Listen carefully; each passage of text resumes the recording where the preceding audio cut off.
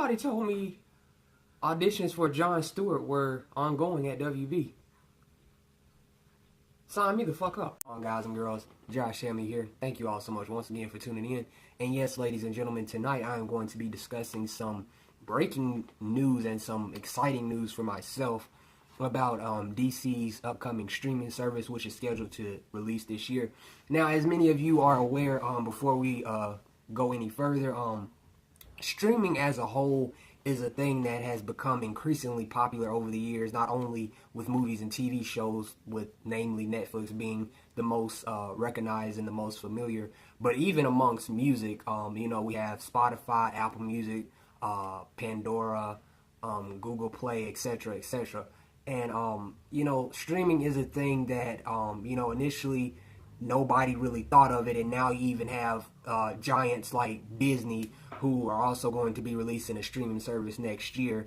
And DC's streaming service has me excited for a lot of reasons. There was going to be a show on TNT that was based on the Teen Titans, or the Titans as they were going to be called Blackbirds, back in, I think it was 2015 or 2016. That fell through, and many fans had been clamoring for a third season of Young Justice. Now, the funny story is I didn't get into Young Justice until last year, right when, and I think the third season, what ended up happening was the funny story. I had binged season 1, loved it, highly recommend Young Justice for those of you that have not seen it. I binged season 1, I waited like a couple of weeks, then I binged season 2, and the exact day, I kid you not, the exact day that I was on the last episode of season 2, I won't spoil what happens, but the last day, the exact day that I finished season 2, it was announced that season 3 was going to be a thing. And man, for those of you unfamiliar, Young Justice, it revolves around, it's kind of like Teen Titans, but it's not really. Teen Titans, the TV show most of us are familiar with, is a great show in its own right.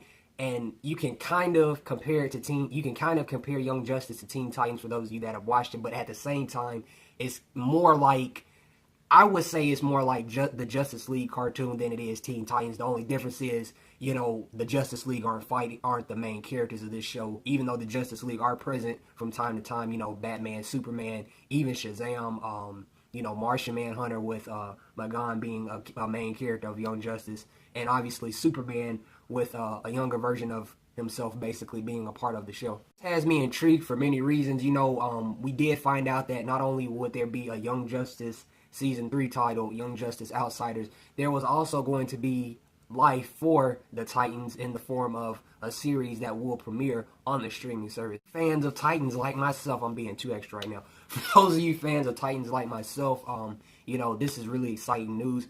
Some pictures have leaked from the set, and they are so for right now, but I think once we get an official trailer, we can have a little bit more judgment. And then once it premieres, once we know when the streaming service is going to premiere, when the shows are going to premiere, blah, blah, blah, we can obviously all have better judgment then. For a lot of reasons, and also for those of you that aren't aware, there is going to be a Harley Quinn animated show, thanks to, I would say, that movie that everybody says is so god-awful, but somehow, some way made Harley Quinn even more well-known than she was. Gentlemen, all kidding aside, Harley Quinn is going to be getting the animated show as well.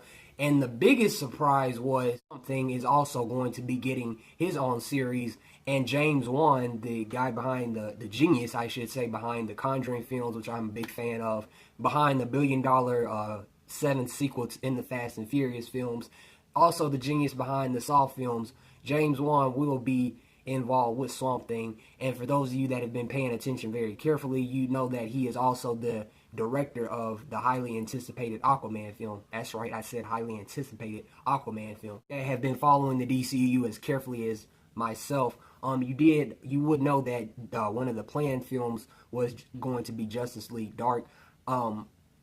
If I remember correct, I think the last slate did include Justice League Dark. Now, whether or not Swamp Thing will be included, whether or not, they'll allow the Swamp Thing from the series that's going to be on the animated service, the streaming service, to cross over into the Justice League Dark film, I don't know. That Justice League Dark film, that's excitement for another day and another video.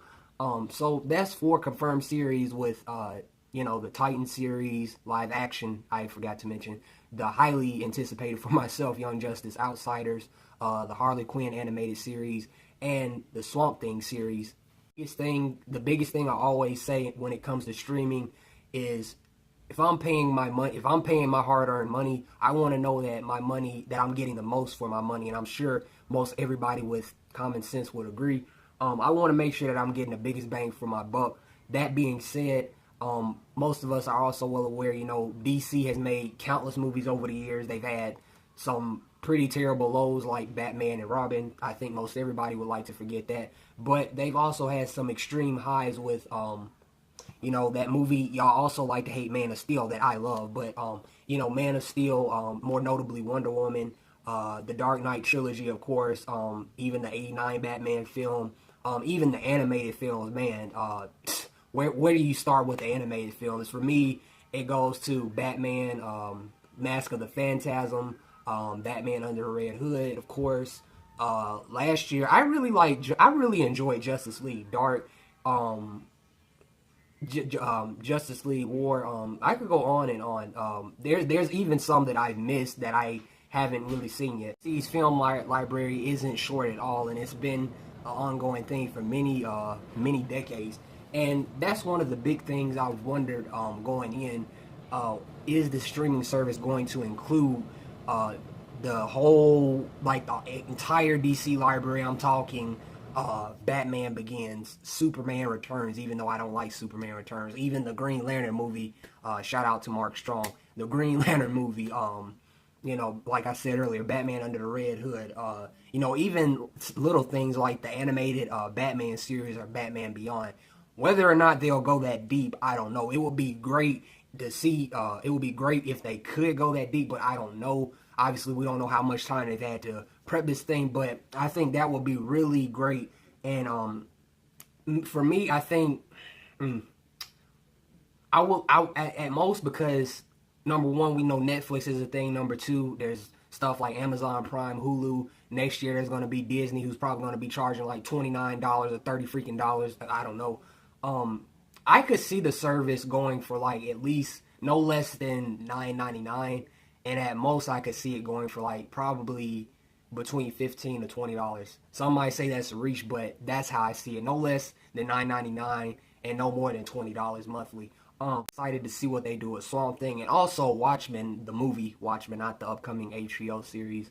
Watchmen, the movie, is another prime example of something I feel could also hopefully be on the streaming service.